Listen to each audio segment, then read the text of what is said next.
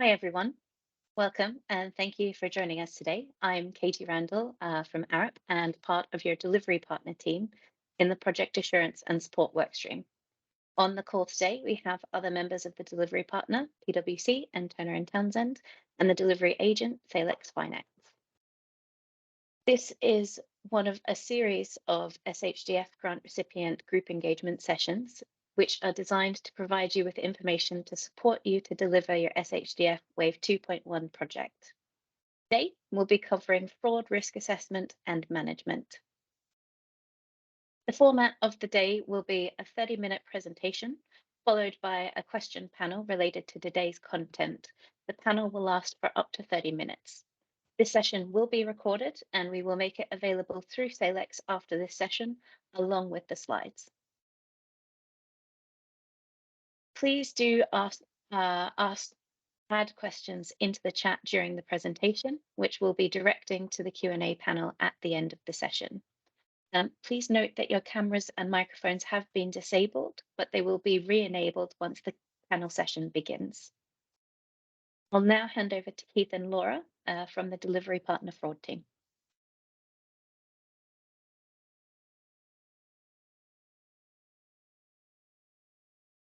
Thanks, Katie, and lovely to meet everybody.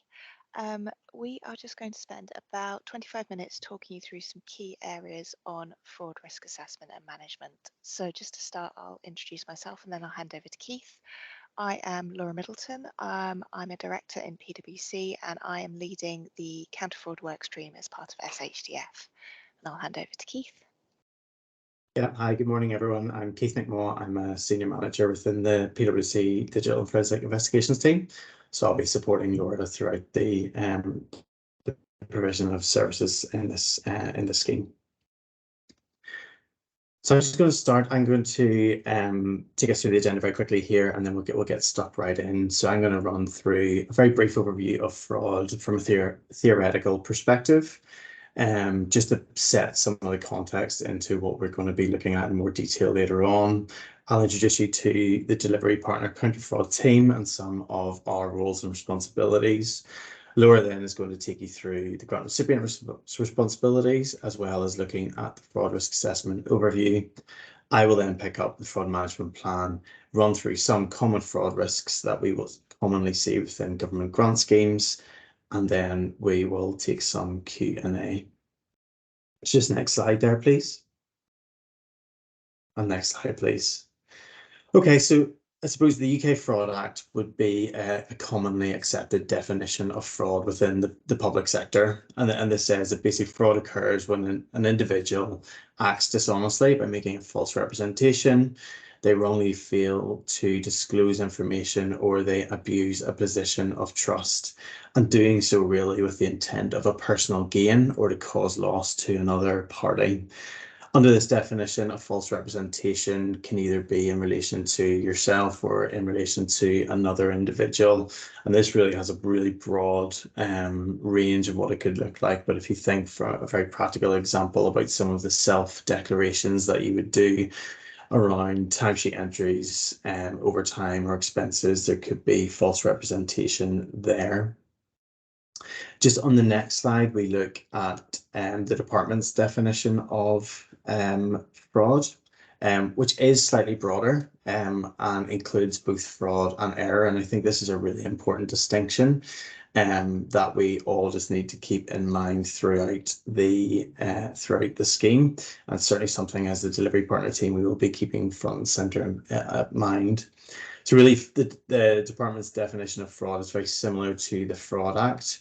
And error then would be more of an inaccuracy or an incompleteness which appears to be accidental or unintentional. I think on the balance, it's very difficult at times to determine whether an act is unintentional or not, but really we should be considering that we're looking at both fraud and error here in order to ensure that funds are not diverted away from the purpose that they are intended for. Just next slide, please. So the fraud triangle was developed by criminologist Donald Creasy, and this is a bit of theory, but really it's just to show you like why individuals may commit fraud. And what we typically say is that for fraud to have been committed, for an individual to commit fraud, they will each of the three sides of the triangle will take place. So first of all, an opportunity. So an opportunity for the fraud is typically a weak control environment, which really provides an opportunity for that fraud to take place.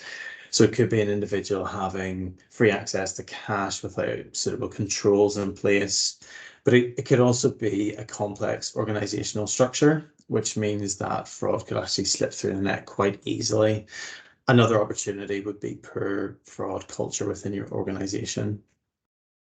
In terms of common motivations or an incentive or pressure for the fraud, typically and quite obviously, it could be an individual with personal financial problems and therefore would like to exploit a weak control environment in order to solve that problem. I think also what's important to realize is that often it could be pressure within an organization who have targets to meet within the organization, may struggle to meet those targets, and therefore may make false representations in order to meet those targets. Finally, then, the rationalization or the attitude. And I think this really is the justification for the fraud for an individual. And in my opinion, I think this is really important within government grant schemes. You know, if you consider that you have two government grant schemes here with a total value of £1.5 billion, often individuals within the supply chain may think, well, this is a victimless crime. Taking a few extra £1,000 here or there may not be important.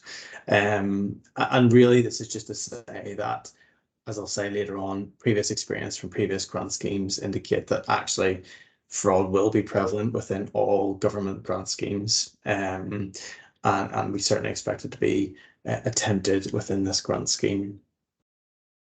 On the next slide, then, we will look at the current landscape. So I think really the point here is just to say that fraud increases within periods of disruption.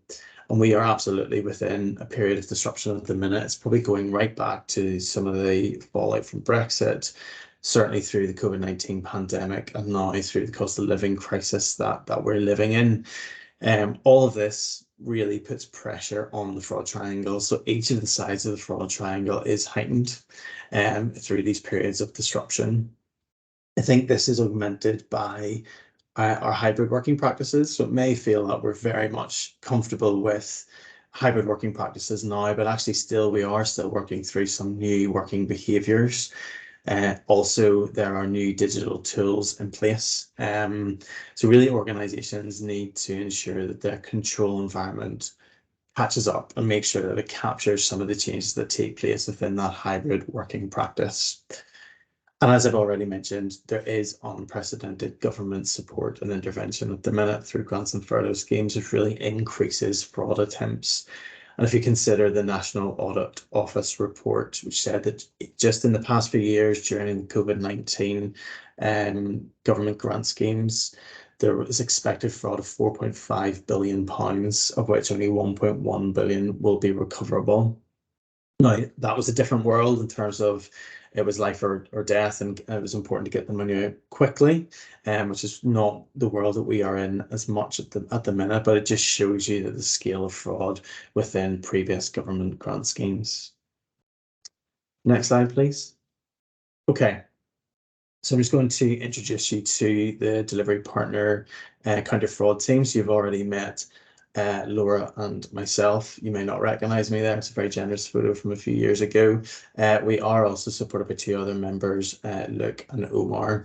And really our role within this is really to provide a proactive counter fraud function to help minimize fraud and ensure compliance with policy across both of the schemes. On the next slide, I'm just going to run through some of our roles and responsibilities. Sorry, just before I do, actually, this is just to go back to the previous point that actually within this grant scheme. Sorry, if you go forward one slide there, Matt. Sorry. This is just to show, like, you know, in the previous world of government grant schemes, particularly in relation to COVID, there may have been a slightly higher tolerance for fraud, given the importance of life and death, getting the money out there as quick as possible. We have moved on from that world, and this government grant scheme is not a COVID grant scheme, and therefore there is a very low tolerance of fraud by the department. Obviously to ensure that the grant monies are spent with their intended purpose. So, we will talk through there's roles and responsibilities to ensure that that happens right across the stakeholders, from yourselves to us as a delivery partner team to Salix, and to provide that assurance that we require to the department. Next slide, please. So as mentioned, we are here to provide assurance monitoring of the grant recipient management, fraud management processes and functions. So just to give you an idea of some of the tasks that we will be undertaking, this is not all of them, but it's some of them. I think the first two boxes there relate to fraud governance generally. Okay, so the preparation of a fraud risk assessment and a fraud management plan. Now, a fraud management plan isn't required under the scheme rules of SHDF, but it is very much being recommended by the department and by ourselves that one is prepared. Really, the most important thing is that, a fraud risk assessment and a fraud management plan aren't tick box exercises. They're actually really important tools within an organization's overall fraud management strategy. They are live documents which will react to the changing fraud environment within your organization in relation to the scheme. So in relation to the fraud risk assessments, we are in the process of reviewing all of the fraud risk assessments that you have submitted, with the aim to provide you feedback, written feedback, during your first SPOC check-in meeting. And what I really want to make clear here is that this feedback is not a criticism. It is not judgmental in any way. Really, what we have done is said, here is the best practice guidance that comes from the various government standards, which govern the preparation of a fraud risk assessment. What we have done is reviewed your fraud risk assessment and compared it to the best practice. So you will receive feedback which is tailored to yourself, and which says, here's the complete checklist of what's required under the government standards, and here's what some of the gaps. So please, we are here to support you. It is not a criticism or a judgment. It's just to give you that complete guidance of what's required, which is tailored to yourself. And of course, throughout all of this, we are here to support you where you're required. Some of the other activities that we will be undertaking is performing eligibility checks where they are required, performing financial due diligence checks where they are required. Then in the last two boxes, we're moving more into some of the more regular monthly testing that we will be undertaking. So first of all, we will be performing some macro data tests over the entire payment population. This is really to identify outliers or red flags which may point in the direction that fraud is taking place. So this may be price hiking by the supply chain. It may be inconsistencies between square footage and the amount submitted within invoices. So it's quite a macro level. As well as that, we will also be undertaking some more specific sample-based manual testing, where we will require the information that you upload as part of your monthly uploads, and looking at supplier invoices, making sure they match the quotes, purchase orders, for example. We will also then be performing some controls testing on a sample basis over the grant recipient controls environment. Okay, so I'm going to pause there and pass over onto the next slide, please. The department have very helpfully just set out some of the key responsibilities across the stakeholders. So with yourselves, the grant recipients, obviously it is to receive the grant and obviously deliver the projects. It is very much expected that grant recipients will have the appropriate steps to prevent and manage fraud within your organization, and importantly also within your supply chain. I think where that doesn't slip into is within the investigation and resolution space. That is where the delivery partner will come in. So very much that is your responsibilities, which is quite wide ranging, and I think what we would, as well as that, what we would particularly ask is that the lines of communication are kept open between yourself and ourselves through the SPOC, in order for you to report any instances of fraud that have occurred in relation to the scheme, or also importantly, attempted fraud or suspected fraud that may have been prevented through your controls. I think it's also very important, and the department's expectation is that we will also report those prevented frauds or suspected frauds to them on a regular basis as well. So where a fraud has taken place, it's reporting that immediately through your SPOC to us, but also where it is suspected or has been prevented through your controls, we'd also like to hear about that as well. The delivery partner, really, our role is twofold. First of all, is to provide assurance to SALIX that the grant recipients have effective processes and controls in place to mitigate against fraud risks. Secondly, it's to provide support to in undertaking the fraud tasks that we've just talked about. The delivery agent then is to provide overall assurance of the work that the delivery partner is doing. So I'm going to pass over to Laura now, who's going to talk through the grant recipient responsibilities and then talk through the fraud risk assessment overview. Thanks, Keith. So if we could just go on, I think 2 slides, please. And 1 more, please. That's it. Thank you. So Keith has touched on some of these, but just to build out some of the areas that sit under the grant recipient responsibilities, and I can see we've had a few questions come in on those, which we'll make sure we pick up either through this conversation or in the panel shortly. So first area is around due diligence. So this is making sure that the installers and the households meet the scheme's eligibility criteria. So exactly the sort of checks you'd expect as those are onboarded and the households are identified for part of the scheme. There's then a general requirement to have sound administration and audit processes, including internal financial controls to safeguard against fraud.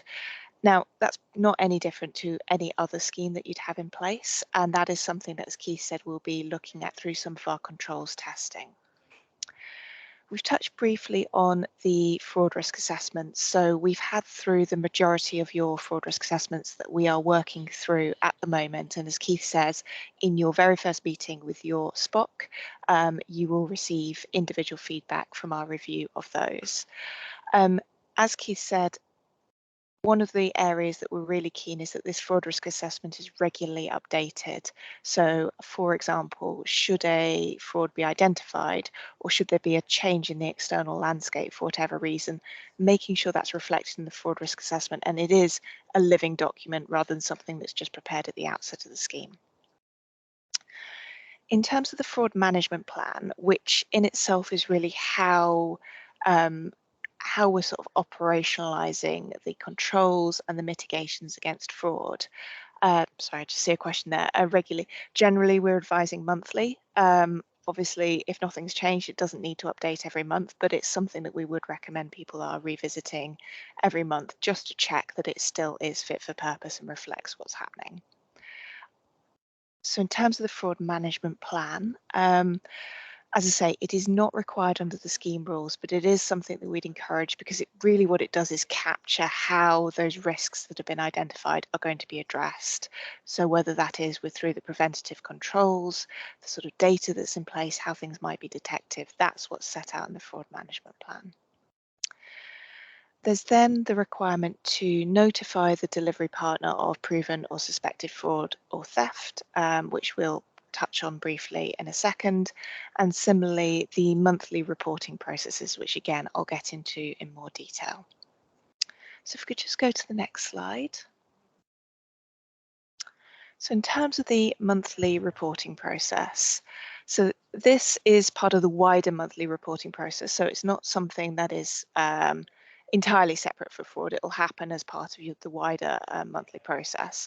But what this does is it gives you the opportunity to report any potential fraud risks that have emerged over the month or any fraudulent activity that has either been prevented by the controls or indeed has been detected. And that means that things are escalated up to the delivery partner so that we can provide the necessary support. We're asking each grant recipient to do this because it basically means that we can understand the level of fraud and error that's affecting the scheme and help to resolve and mitigate that. So if something occurs in one grant recipient, for example, we can share that learning across a wider group so that we prevent it from happening elsewhere.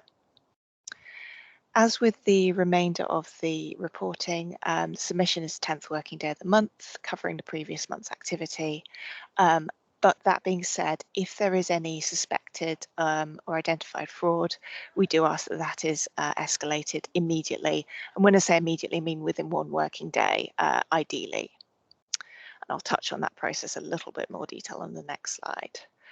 Final piece on this, the monthly report is submitted via the risk register, which feeds into the data management system. So it's part of the standard monthly reporting process rather than being something separate.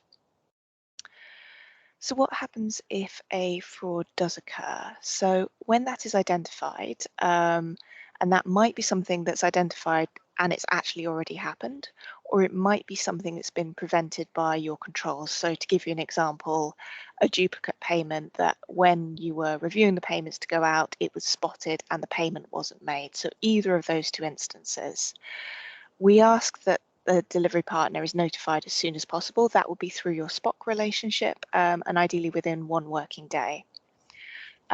We would also ask then that this is input onto the fraud register tab in the monthly report that we've just talked about, and working with your SPOC to continue to update on the progress of any investigation that's taking place. Obviously, we'll be working with you on that investigation. Finally, then, to close the loop on that, clearly if a fraud has occurred or has been attempted, that might affect the fraud risk assessment for the grant recipients. So there's probably then a need to close the loop and go back round and just to make sure that that reflects the risk. So either a new risk might need to be added or some of the scores might need to be updated. So if we just go on to the next slide, please. And one more, please. So just to touch briefly on the elements of fraud risk management, I'm not going to go into this in detail. We'll make sure that these slides are shared with you immediately afterwards. But just to set the context of what good fraud risk management looks like and how this will flow through into your assessment and fraud risk plan, fraud management plan, sorry. There's a number of different elements. In terms of the governance, which sets the overall tones of the policies and procedures that are in place, fraud risk assessment, and then controls and processes in place to prevent fraud, to detect it, and then to respond when it does happen. And I suppose one thing I'd just say is this scheme won't be working in isolation, and obviously this will vary depending on the type of organisation you are and the size, but many of these processes will already be in place across the wider grant recipient organisation, and hopefully the scheme processes can be plugged into that more widely. So we go on to the next slide, please. So in terms of fraud risk assessments, these essentially cover how to effectively identify, describe and assess the individual fraud risks, and that builds it out for the entire organisation. They also set out the controls that help to minimise the risks that are identified. And whenever we're looking at how fraud is managed in any type of organisation, a really strong fraud risk assessment is absolutely key, because if we don't know what the risks are, we can't manage them fundamentally. So next slide, please. Thank you. So as I say, this is a process that aims to proactively identify and understand the vulnerabilities to fraud, and those are both from within the organisation and externally. It should be completed by someone who has a suitable level of experience and understanding of the organisation, as well as the controls and processes in place. And many organisations will have a counter fraud lead who has a lot of experience in building these out already. As I said, the fraud risk assessment for this specific scheme will draw upon the wider organisational fraud risks. and it should have been and has been submitted during the application stage. And then, as we say, updated regularly, ideally every month, and resubmitted through the monthly reporting to reflect any changing fraud landscape. Just on to the next slide, please. So just a few principles that we consider when these are being prepared. They must identify the inherent risks associated with the grant scheme for the organisation, as well as the controls that are in place to mitigate those risks. And the way that the fraud risk assessments are set up, they identify the residual risk of fraud after these controls have been implemented. So you have an inherent risk associated with fraud that is sort of unmitigated. We then put the controls in place that mitigate that to give a residual risk. And that is categorized based on the likelihood and the impact that it would have in the same way of any other risk assessment. Sorry, just looking at a question there. I think we are about to get onto that actually, so I'll pause that one for now. If you could go into the next slide, please. Thank you.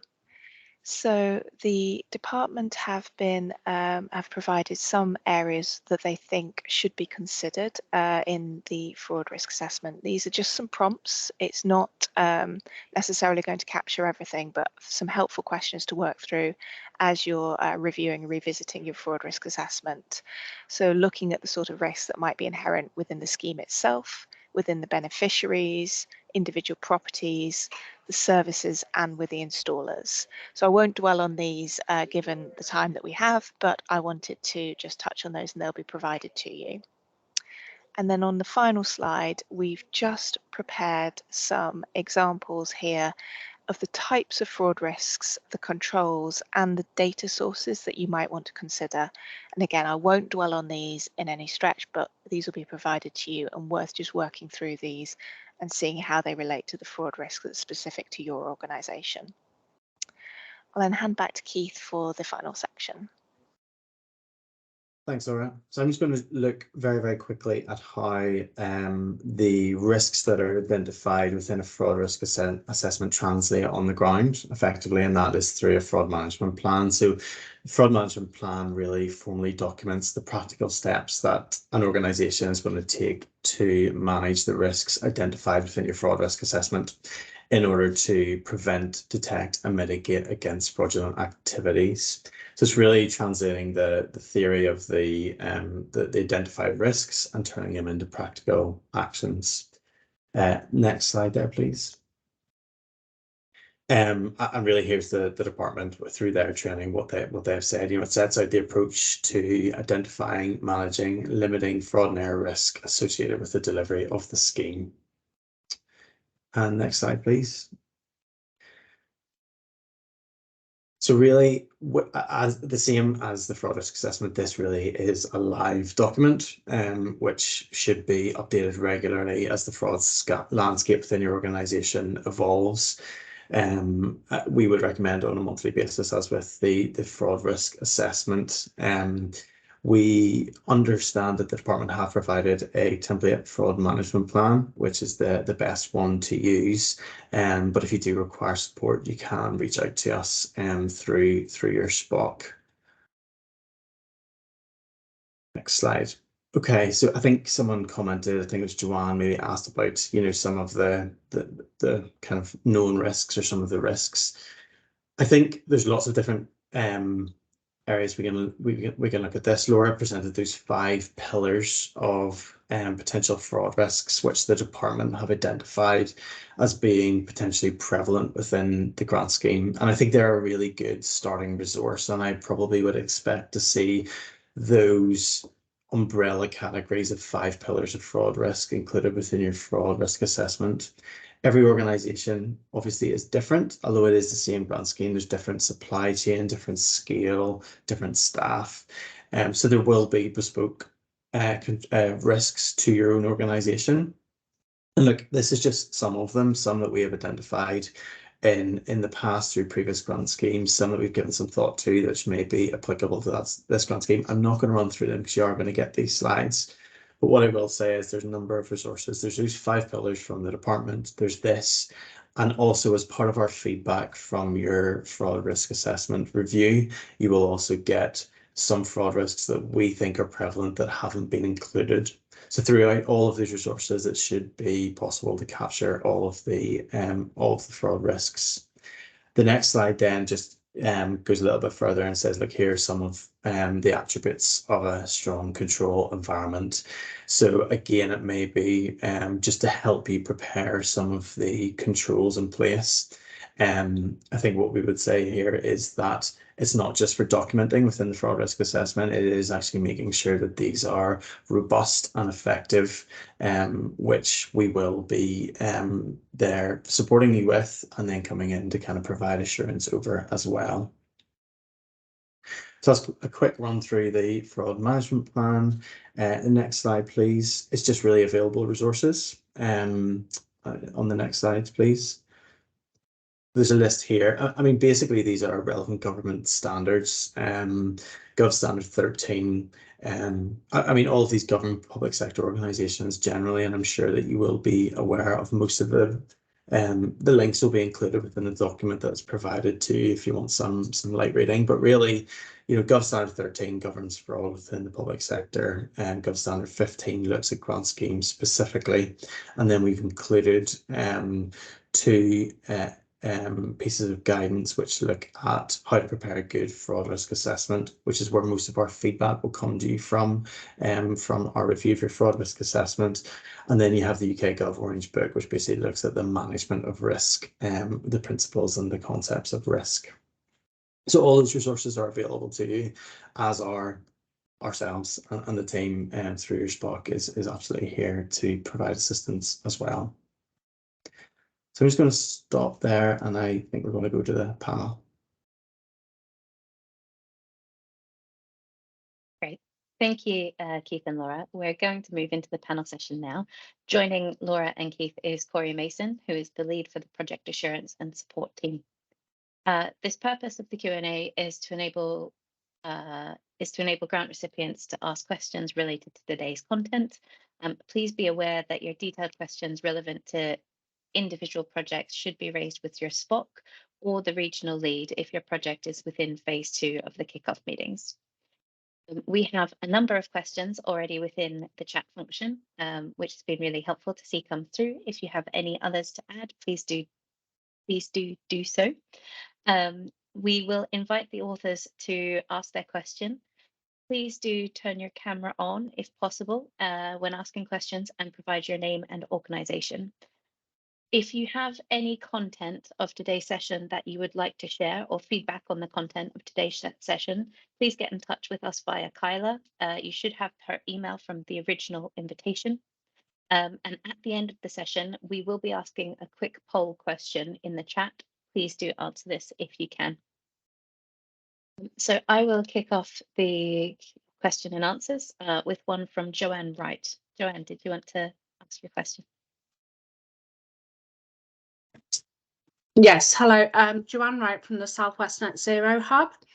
So my question was about the new additional error statement that was first made. Obviously, up to this point, we're all very over fraud assessments, due diligence, percentages, assessing administration generally. But really what I'm asking the panel today is, what is the definition to you of fraud error? And particularly around things like installation. There's been a few comments thrown around about site visits, installation. We're heading into quality assurance here, and this statement of error, and what your expectations are of us, who's responsible, especially seeing that you made that statement that your expectation does not expect investigation or resolution. And obviously error leans to the side of investigation and resolution. So I know that's a bit of a crazy question, but yeah, mine's more around the site visits, what your expectations are, and what is error. So I can pick up maybe the first bit of that in terms of before we get to the site visits picture, so maybe pass on to someone else, to maybe Corey. But I suppose in terms of error, and coming back to your first to your point around the investigation piece, I think what we're talking about there is a detailed investigation that someone in my world would know as an investigator, as a fraud investigator. I think certainly where there is a suspicion of error having been made, there is an expectation of reasonable triage of that, so to understand the facts around what has happened in relation to that error. And really, this is an unintentional. It's basically a misuse of the grant funds, which may be for an unintentional which may have been the result of an unintentional purpose. So I suppose the outcome is the same, where grant funds are not used for their intended purpose, in accordance with the scheme rules. But there isn't the strong motive that is very clearly there with fraud, but it is still trying to come to the same conclusion of ensuring that monies aren't misused, whether advertently or inadvertently. I hope that answers your question. I'll maybe pass to Corey, if that's okay, Corey, in terms of site visits in relation to the compliance installation piece. But if you have any follow-up questions, John, I'm happy to answer them. Thanks, Joanne, and thanks, Keith. Did you want to chip in there, Joanne, before I? No, that's fine. I was just going to say that's fine if Corey can just explain about the quality installations and site visits. That would be really good. Yeah, so we've still got some work to do to work through the detail of what those site visit QA checks look like. So what we're going to do is we'll take that one away and come back to you on that. Can I just state at the moment, though, that this is a big risk, because we need to have really clear definition of what you want from a quality point of view and site visits, because this needs to be filtered down to those procurement documents with the installation organisations. We have to have a clear definition to be able to push that down the pipeline and make sure that we're not at risk. And without that at the moment, it's going to be quite difficult for us to go into very robust procurement documents and manage that risk. So we need that definition quickly, because right now, we're a lead for a consortium. I have to tell my consortium what my expectations are. They need to talk to their delivery organisations, and we don't have a clear pipeline of expectations. So that is a real priority if we want to deliver, and we want to deliver successfully, because we're not managing it at the moment. Understood, and we've noticed the risk and the priority. Thank you. Okay, thanks, Joanne. Emily from the flagship group, did you want to come in? Can you hear me? Oh, great. Yeah, I've probably got just a couple of, I'm assuming probably simple questions, but I thought I'd just throw them out there anyway. Just around, I think my first one was, if we were just talking about the fraud management plan, Keith, when you were talking about individually tailored feedback for those, when would that be likely that we would get that back, just so we can make sure that we're taking that on board? So for the fraud risk assessment, first of all, before you get to the fraud management, for fraud risk assessment, that will be with you during your initial kickoff meeting with your SPOC. Okay.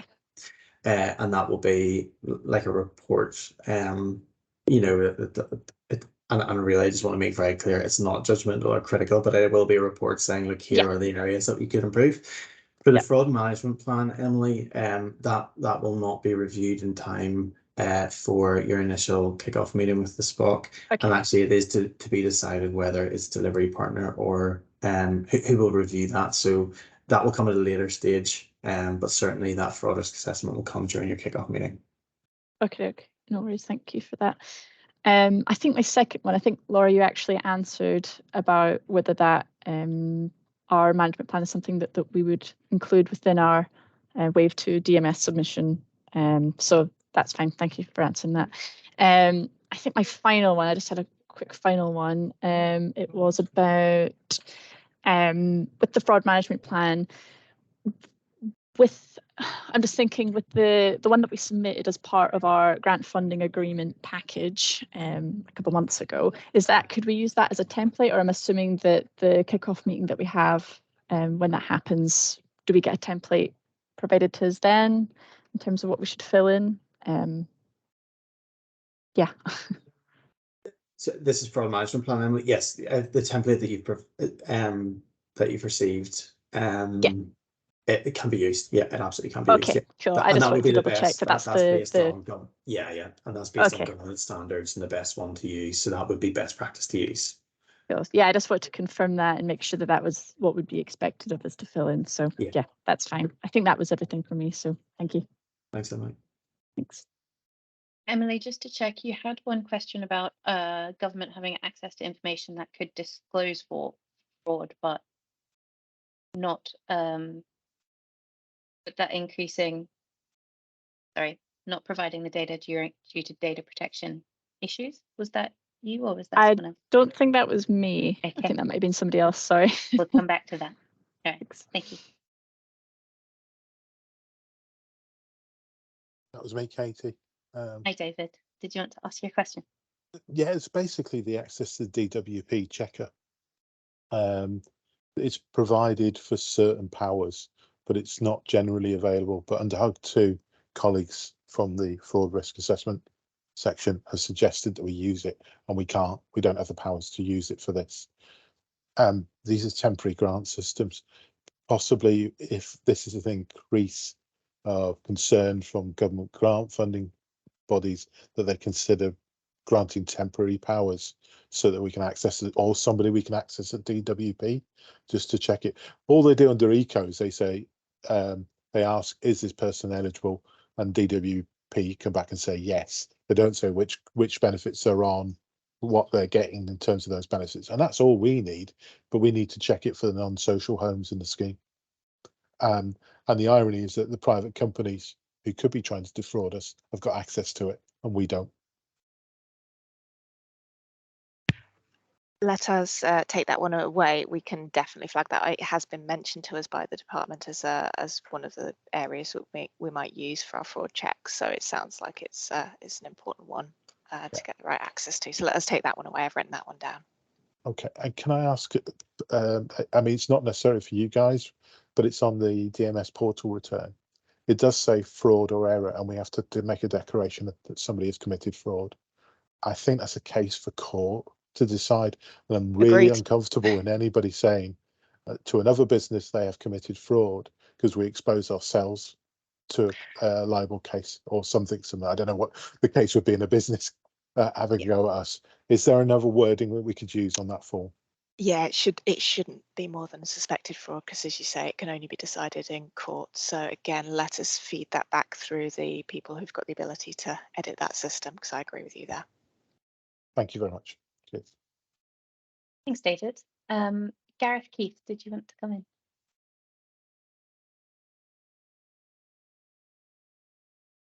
Hi, Keith, you mentioned about the SPOC requiring additional information such as invoices, etc., to corroborate, certain fraud elements. Clearly, under the grant fund agreement and obligations set out, there's financial auditing, both external and internal, and everything else.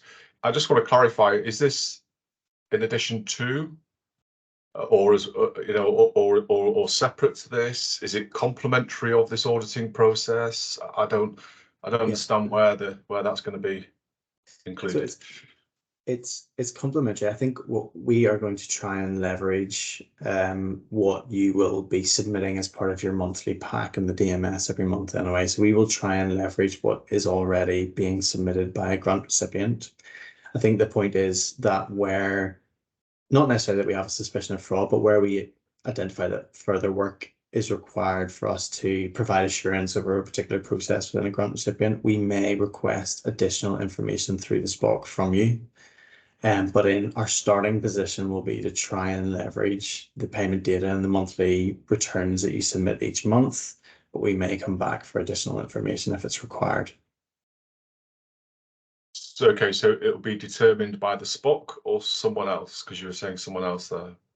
Well, it'll be through the delivery, the counter fraud team. It'll be ourselves. So we will be performing our monthly testing over the information that's submitted, and we will report that back to the SPOC. And if additional information is required from you, it'll be through your SPOC, but from us. Okay, all right. I'm just conscious that it's quite admin heavy initially, all of the reporting, and then to add something that's not dissimilar, such as please evidence this invoice for this date, which may have already been done. I'm just trying to clarify that, but no, I understand the answer you've given. Thanks. Thanks. Thanks, Gareth. Craig Lodi, did you want to ask your question?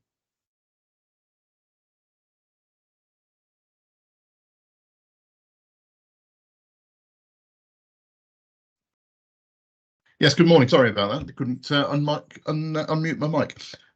Yes, the question I had was regarding valuations. We found that during SHDF 1, we were getting quite a lot, and still do get quite a lot of valuations that contain errors. And I was just wondering what sort of benchmark that you guys were actually considering as flagging or triggering of a suspected fraud report. I think this has sort of been touched on earlier, but it's an area of concern to us.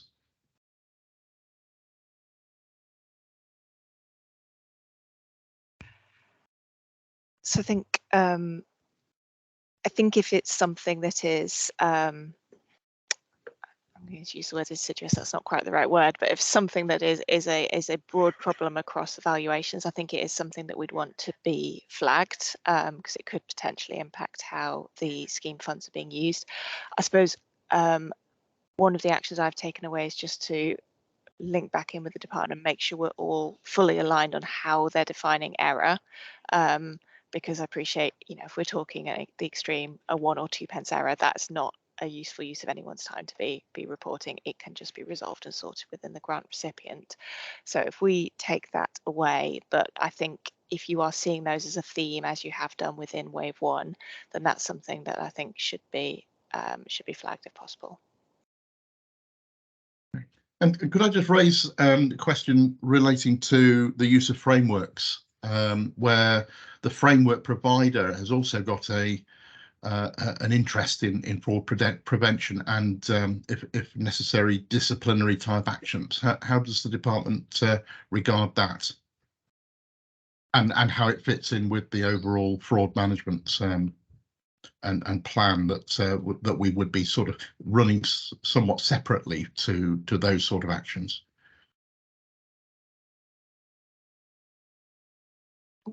Sorry, do you want to go? Corey, did you want to come in? Yeah, sure. Hi. So I can't speak on behalf of the department, but what I would expect is if I would expect that your framework provider would have a process whereby you should be reporting back to them, and I'm sure it'll differ, probably quite wildly in terms of what that process looks like from the framework provider's point of view. So I would say that would be the first port of call. If something is identified through this process or elsewhere, that you would go to the framework provider to make sure that they're aware of what's going on, and then presumably there'll be some T's and C's within the framework contract that the supplier holds with the framework provider that would deal with that accordingly. Okay, so we still report it through the SPOC and onwards, but the major activity to enforce it would be done through the framework, which is what I would anticipate. Yeah, and it might be worth, if you've got an access agreement for your framework, it might be worth checking your access agreement, because there might be a process that's set out in there. Yeah, okay, thank you.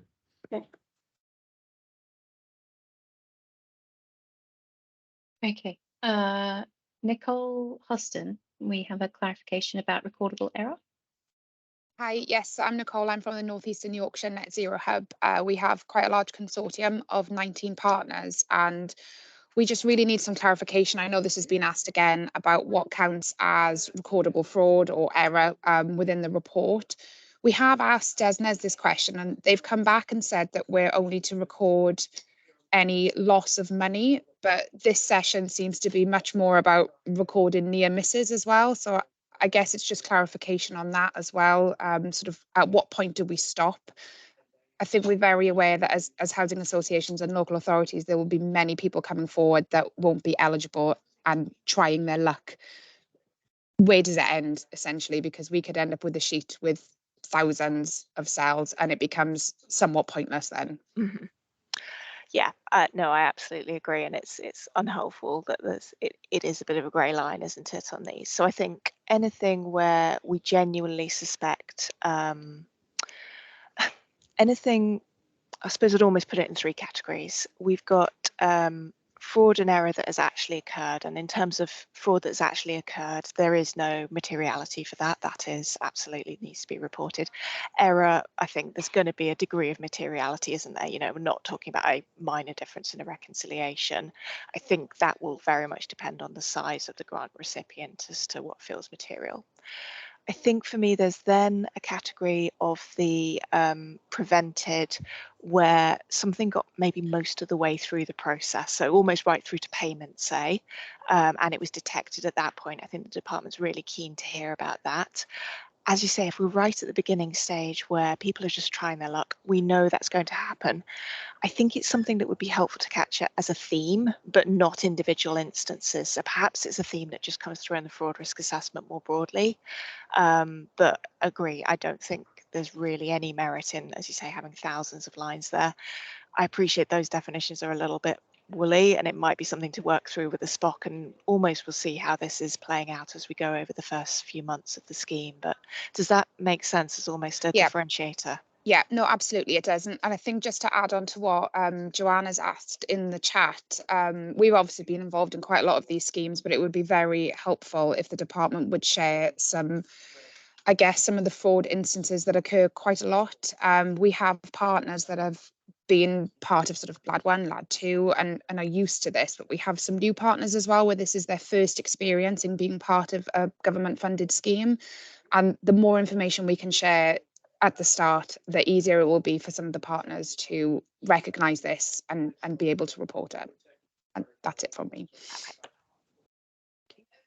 Thanks, Nicole. I'm conscious of time. I think we might have time for one more question. Sean, did you want to ask your question about historic fraud? Yes, and also I would like to echo that that request for examples of fraud, because that's going. I mean, part of the concern is where do we draw the line? And in my example of report of historic fraud, where do we draw the line? If we are aware that historically people did massage their EPCs, massaging it from an EPC-C to an EPC-F. Is that a real mistake, or because we've got some EPC-B dwellings that have been erroneously rated as EPC-F?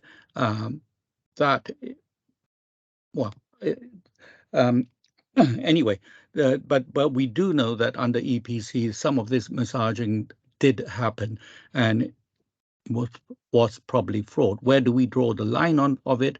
And also in terms of our administrative load, if we start going after historic fraud, our overloaded people managing these projects are going to have their brains burst. So the idea of an examples that you give of what you consider fraud, of what you consider our work to be sufficient, is going to be useful, because frankly, I don't know whether we should be pursuing somebody who did an EPC massage 8 years ago.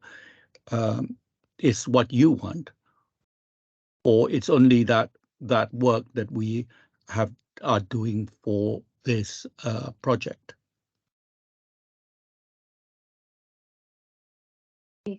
Laura, Do you want me to come in?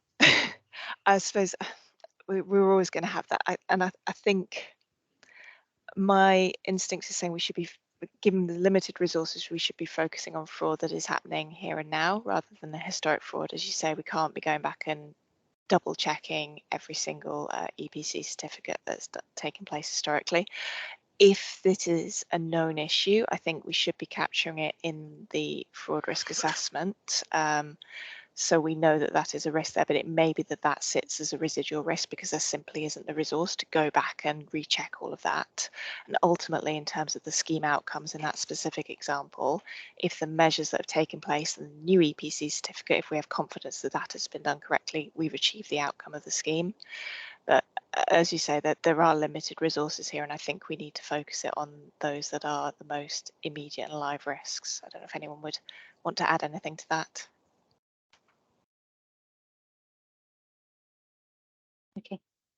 And lovely examples of fraud because they are really useful.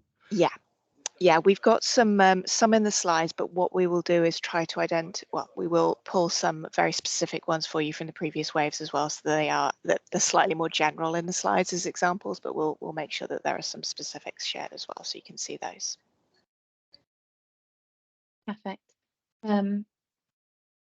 I have a final question that's come through from Keith saying, we understand that you're saying the department is more concerned about the misuse of funds rather than the effectiveness of spend, i.e. that the work is done correctly and the money spent effectively.